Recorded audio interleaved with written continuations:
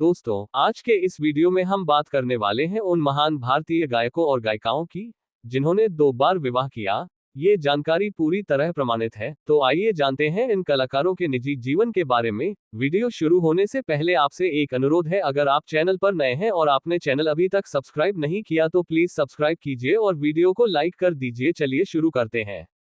पहले मोहम्मद रफ़ी। मोहम्मद रफ़ी साहब का पहला विवाह बशीर बीबी से हुआ था, लेकिन 1947 में भारत पाकिस्तान विभाजन के समय बशीर बीबी पाकिस्तान में ही रहीं, जबकि रफ़ी साहब भारत में बस गए। इसके बाद उन्होंने बिल्किस बानो से शादी की, जो उनकी मृत्यु तक उनकी जीवन संगिनी रही। दूसरी आशा भोसले। आशा भोसले जी ने पहली शादी गणपतराव भोसले से की थी। यह विवाह तब हुआ जब वह सिर्फ 16 साल की थी, लेकिन उनका रिश्ता सफल नहीं रहा और बाद में वह अलग हो गईं।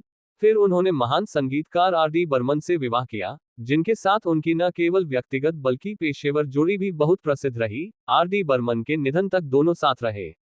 तीसरे किशोर कुमार। महान गायक किशोर कुमार जी ने 4 शादियां की थीं। उनकी पहली पत्नी रुमा गुहा ठाकुरता थी, जिनसे उनका विवाह 8 साल चला, लेकिन फिर तलाक हो गया। दूसरी पत्नी मधुबाला थी, जिनसे उन्होंने प्रेम विवाह किया, लेकिन मधुबाला की गंभीर बीमारी के कारण ये रिश्ता अधूरा रह गया और उनका निधन हो गया। तीसरी शादी उन्होंने योगिता बाली से की, लेकिन ये रिश्ता सिर्फ 2 साल चला और फिर तलाक हो गया।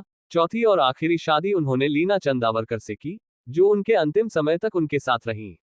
चौथे उदित नारायण। उदित नारायण जी की शादी को लेकर काफी विवाद भी हुआ था। उनकी पहली पत्नी रंजना नारायण झा थी, जिनसे उन्होंने शादी तो की थी लेकिन इसे स्वीकार नहीं किया। बाद में कानूनी लड़ाई के बाद उन्होंने इस रिश्ते को सार्वजनिक रूप से स्वीकार किया। उनकी दूसरी पत्नी दीपा नारायण है, जिनसे उन्होंने 1980 के दशक में शादी की थी। दीपा और उदित नारायण के बेटे आदित्य नारायण भी एक गायक और होस्ट हैं।